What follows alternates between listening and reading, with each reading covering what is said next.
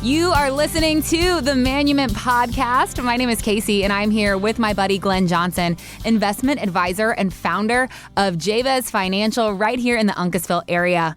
I want to talk to you about your married couple clients today. As you know, I'm getting married this year, so my fiance right now, him and I are having all those premarital conversations, including the talk about our finances. So I found this next story interesting. Ramit Sethi, he's a financial author, and his latest book is called Money for Couples.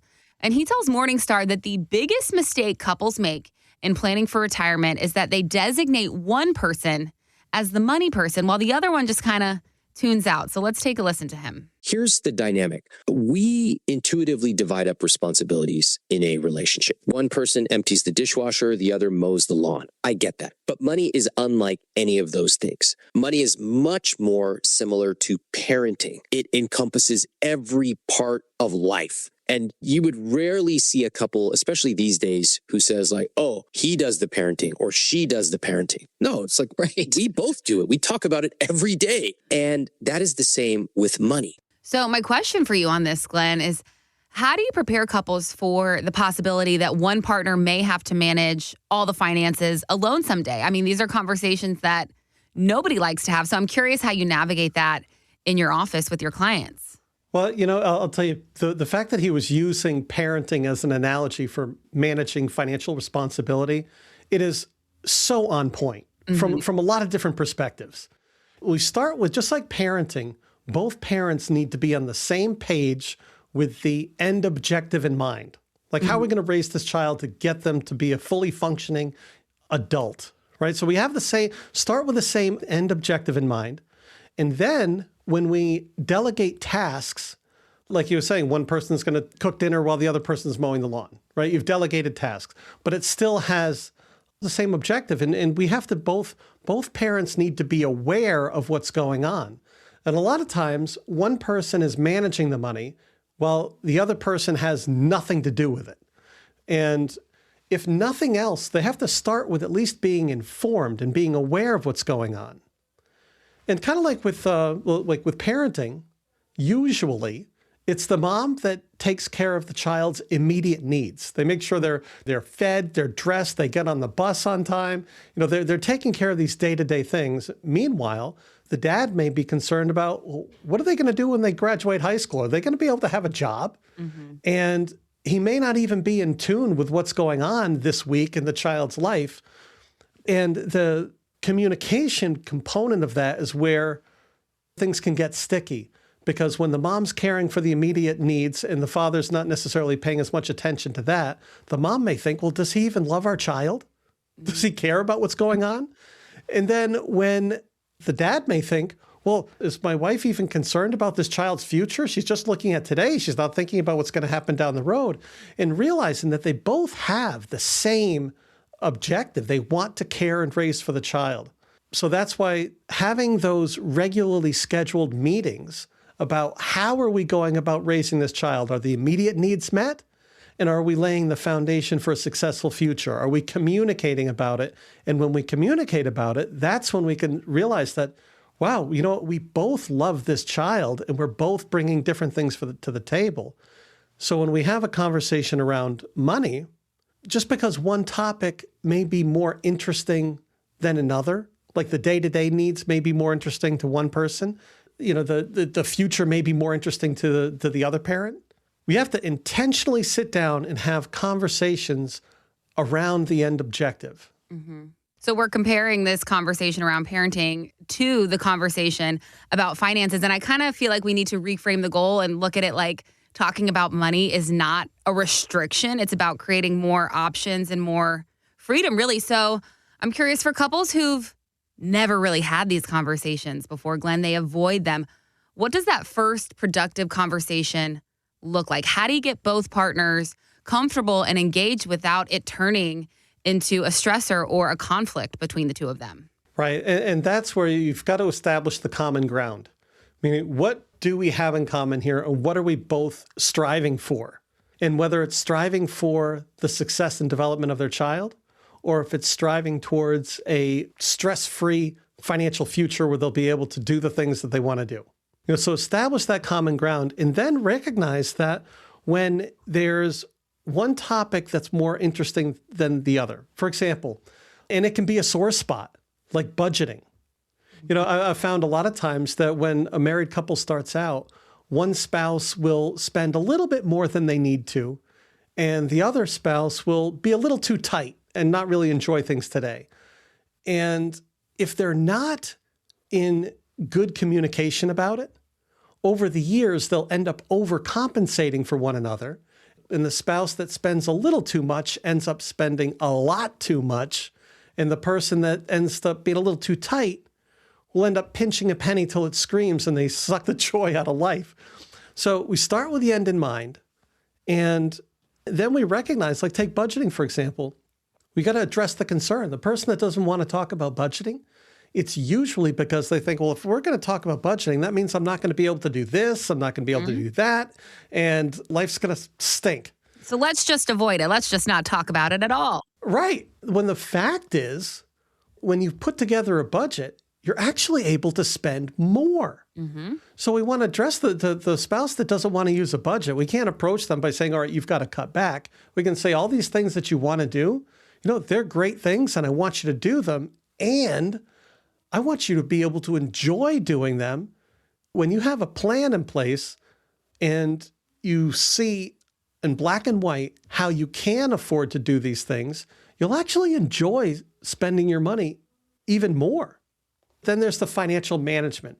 So usually the person that likes to budget also likes to manage. And the person that doesn't want to budget also doesn't want to manage. So how do we address that? And we have to make it interesting.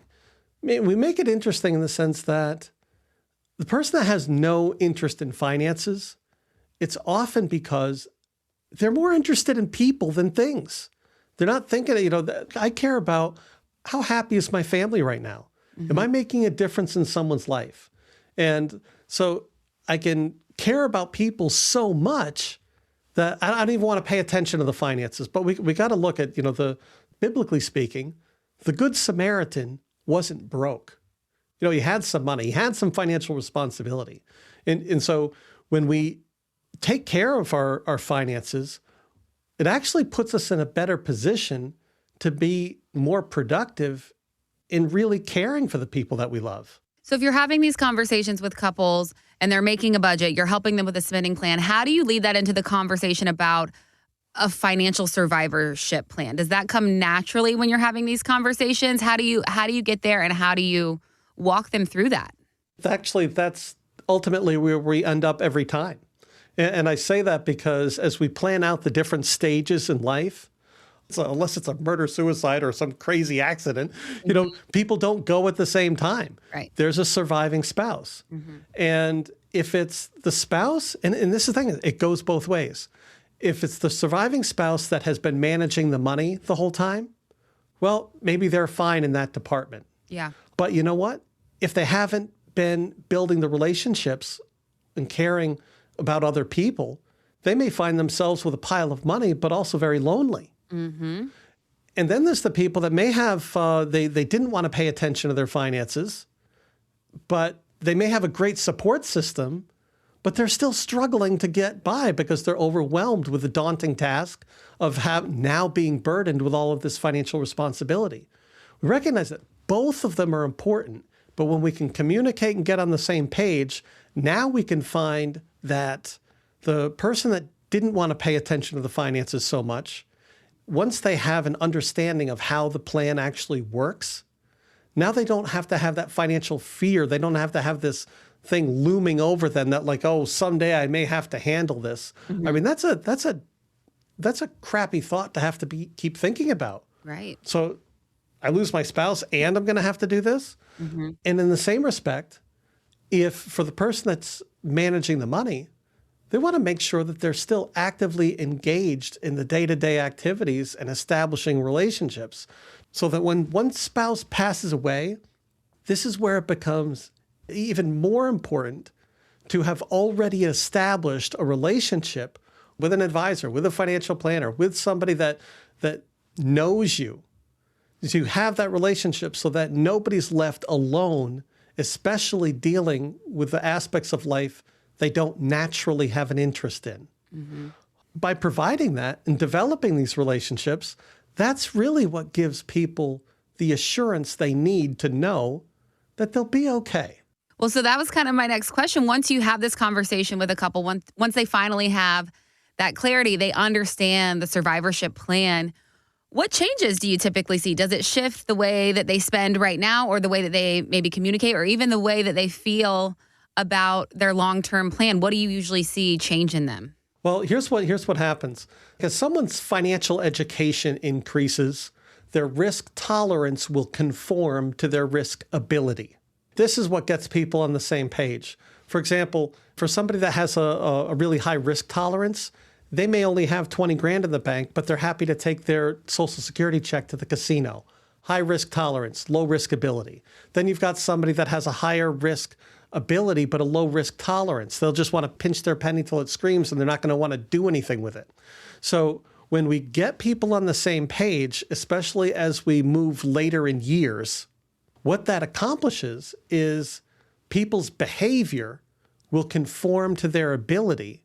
And now when they spend money, they enjoy it more. A lot of times people have plenty of resources, but they're afraid to make any donations or many charitable contributions because they don't think, well, what if I need it down the road? Yeah. But when you have a plan in place, you can give more, you can do more, you can spend more, you can maybe be able to vacation more. Or maybe you realize that this isn't a time when I can spend so much. But now I'm not robbing my financial future to satisfy a temporary desire. And it gets people on the same page so they can enjoy life more without worrying about it. So if the idea has crossed your mind that, you know what, you could benefit from having some kind of plan in place to give you that financial peace of mind, I invite you to give us a call at 860-288-9977 and pick a time to get on the calendar so we can come in for a conversation.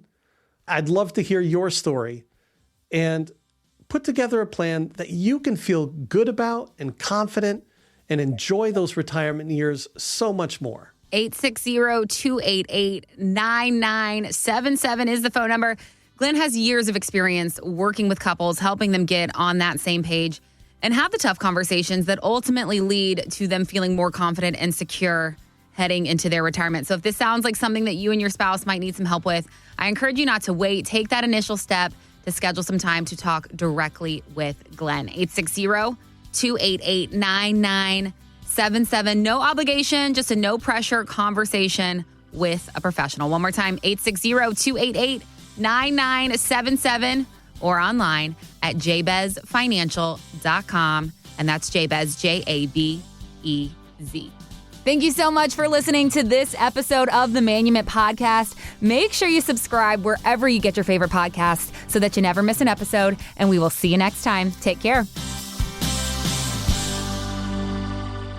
Investment advisory services offered through Jabez Financial, LLC, a registered investment advisor firm. Registration is not an endorsement by securities regulators. By contacting us, you may be provided with information about insurance products, including annuities, offered through Glenn Johnson, Connecticut Insurance, license number 4628409. The firms are separate entities. Annuity guarantees rely on the financial strength and claims-paying ability of the issuing insurance company and are not offered by Jabez Financial, LLC. Read your contract for restrictions, limitations, or penalties. Jabez Financial, LLC is not licensed in all 50 states. To find out if Jabez Financial, LLC is licensed in your state, please call 860-390-0093.